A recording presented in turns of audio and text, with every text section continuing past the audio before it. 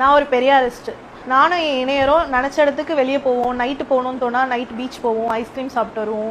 லேட்டாக தூங்கணும்னா தூங்குவோம். காலையில் ஏந்துக்கிறதும் எப்போ எஞ்சிக்கிறோம் அதெல்லாம் எங்கள் இஷ்டம் தான். காலையில் சீக்கிரம் எஞ்சிக்கணும், சமைக்கணும் அப்படின்ற மாதிரிலாம் இல்லை. 2 பேரும் ஒரு புருஷன் பொண்டாட்டி மாதிரிலாம் இருக்க மாட்டோம். பீரியட்ஸ்னா கூட இங்கே வந்து நான் என் இஷ்டப்படி தான் இருப்பேன். குளிக்கணும்னு தோணும் போது குளிப்பேன். பீரியட்ஸ்னு உடனே போய் குளிக்கணும் அந்த மாதிரிலாம் இருக்க மாட்டேன்.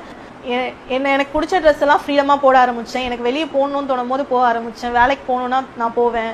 என் இஷ்டப்படி எல்லாத்தையும் நான் பண்ண ஆரம்பித்தேன். இப்போ நான் தாலி போட்டு இல்லை.